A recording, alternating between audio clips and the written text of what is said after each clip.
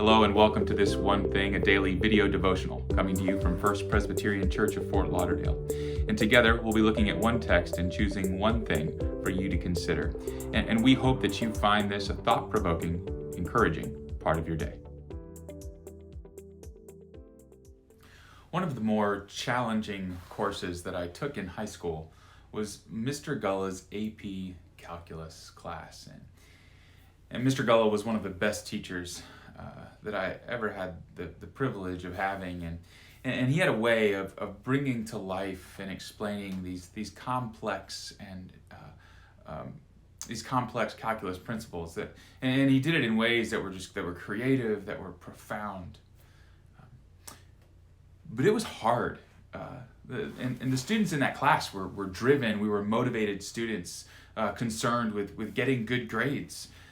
And so we worked, we focused, we studied diligently, working towards getting that A or that B.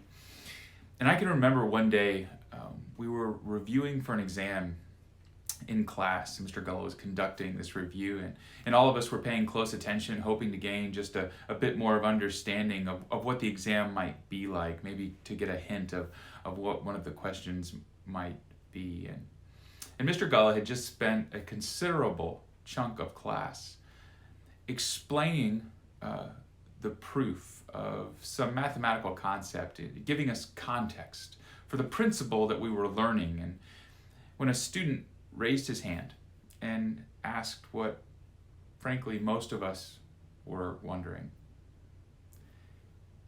is this going to be on the exam? I can remember Mr. Gulla staring blankly back at us as if to say, is that all you care about? I'm trying to show you something deeper here, the underlying principles which will allow you to understand how all of this works together. This grade-oriented approach was, in effect, shutting us off to a deeper understanding by only being concerned with the exam, by being hyper-focused on the grade. You see, the grade on the exam is supposed to serve as evidence of deeper understanding. The grade in and of itself is not the end. What Mr. Gulla wanted us to see was that the grade was secondary. That it was secondary to understanding, and how we approached preparation would have a profound impact on our ability to understand the material. Our approach mattered. In chapter 13 of Matthew's Gospel, Jesus tells a well-known parable. It's a parable about seeds that are falling on the ground. And afterwards, the disciples, rather than ask him what the story means, they actually ask, why do you teach in this way? Why do you teach in parables? And Jesus says this in verse 13, the reason that I speak to them in parables is that seeing they do not perceive, and hearing they do not listen, nor do they understand. And Jesus continues on in verse 15, for this the people's hearts have grown dull, and their ears, they're hard of hearing. They have shut their eyes, so that they might not look with their eyes and listen with their ears and understand with their hearts.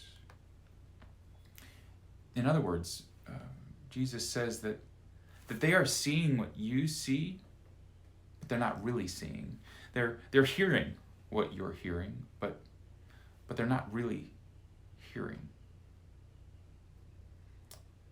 You know, when preaching to a live audience, I try carefully to watch people's body language, to observe their facial expressions, and I'll typically interpret, whether rightly or wrongly, people's responses as saying something about the efficacy of the sermon. But Jesus says something different about his teaching here, his teaching in pure parables. Jesus seems to indicate that the efficacy of his parables actually says something about the hearts of the listeners. People aren't hearing because they aren't prepared to hear. People aren't seeing because they aren't prepared to see. Their lack of understanding actually indicates something about their approach. It indicates something about their hearts. There are all kinds of factors which influence the way that we hear Scripture.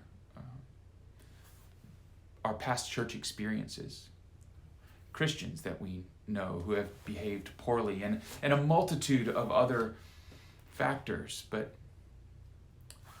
friends, what if we could shake that off? What if we could approach Scripture prepared to hear the truth as opposed to with a posture of doubt and cynicism? What if we approached Scripture prepared to hear a message of hope, a message of redemption, a message of God's unending love for the world? Because, friends, our approach matters. And that is the one thing. Be safe. Be well. We'll see you tomorrow.